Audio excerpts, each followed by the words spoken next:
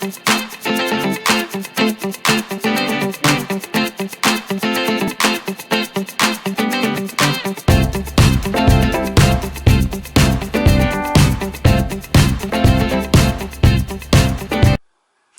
hi everybody, it's me again, and this is DearMamaSal doing another little experiment. I've decided to try and do some spring roll type things in the halogen. Big experiment. I've got some rice, I've got some leftover vegetables. You know, this is always what I do at the weekend, is try and find interesting things to do with leftover vegetables. And I've cooked that's a chicken breast that I've chopped up. Actually, it's not even a full chicken breast, it's about half a chicken breast. And then I've got all sorts of seasonings here. I've got pepper, salt, I've got some chives, which I thought would be nice. A little bit of chili powder would add a bit of kick, some ginger, a little bit of onion, and I thought I'd try some lemongrass. So I'm not going to add very much of anything, just going to add it all in. So I'm going to throw it all into this container. And then I'm going to just mix it up. By the way, in here, just so you know, I've got some spinach, some green onion, some grated carrot, a little bit of mushroom, and some celery. So that's all going in. And this is the chicken. And then I'm just going to add the seasonings, a little bit of each. So as you can probably see, I haven't added too much of anything, just a little bit of everything, and now I'm going to mix it up. So what I've done is I've put a wet paper towel at the bottom. I've then got some rice paper wrappers, and then I'm just going to put another paper towel on top here and just let them soften a bit.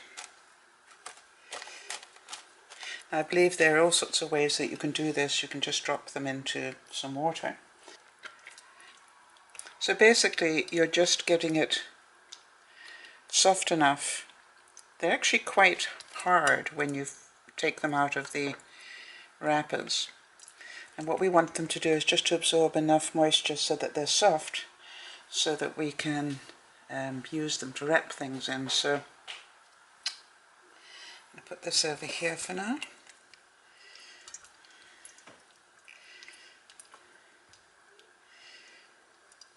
And I'm just going to leave that for a few minutes. I think just starting it off takes a little bit longer. So now you can probably see that the difference now is that these are very thin. So we've taken the starchiness out of them. We've got them nice and pliable. So all I'm going to do, and believe me, this is new to me too. Actually, I think I did do one last year, am I right? I think I might have done. So I'm just going to put in some of the mixture. Not too much. Then I'm going to roll it over and encase it a little bit more. Then I'm going to wrap the ends in like that.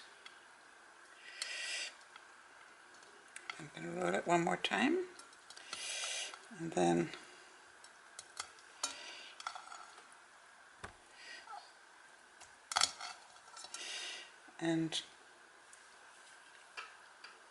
quite honestly, you could eat it as a summer roll just like that, with some maybe plum sauce or something, whatever you fancy over the top of it. So, but what we're going to do is try frying them in the halogen. So what I'm going to do over here, if I can show you, is I'm going to put the plate on top. I've already put the excess water in there. Turn it over, because I'm pretty sure that the bottom one, it's still not ready. Oh, because there are two of them, that's why. Okay, so this is going to need a little bit more time as well. So we'll give it some more water.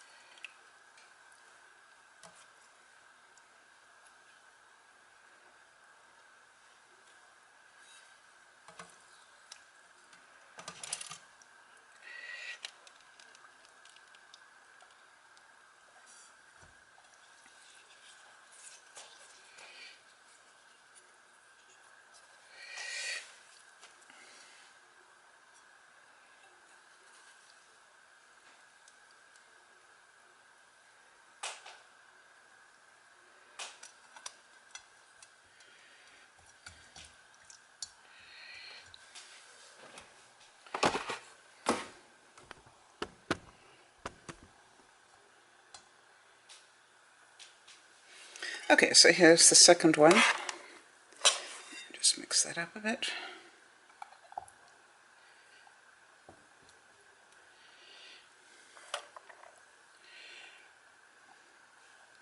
Yeah. Try and keep it together as much as I can.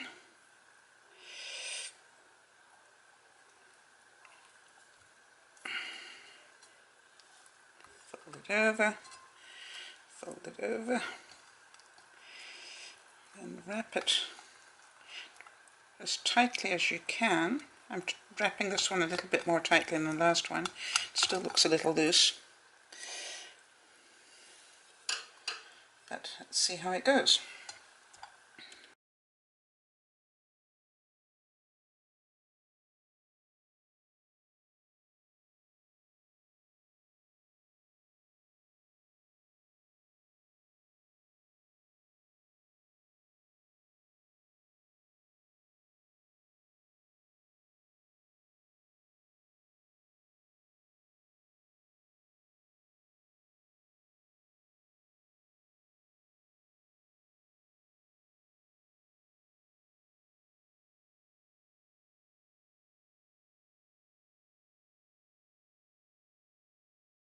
Seasoning on top of there, and it would probably get absorbed. Let me try that. See what happens.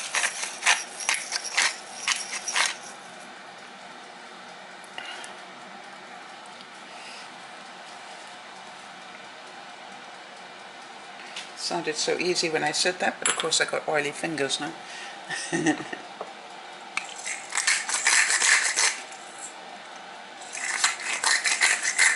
Different pepper grinder might help. Yeah.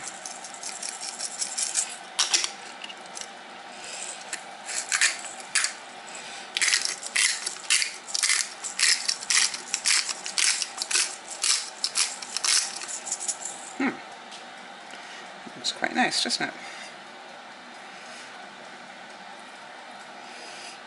Oops. Not sure whether that's going to hold together or not, but let's see.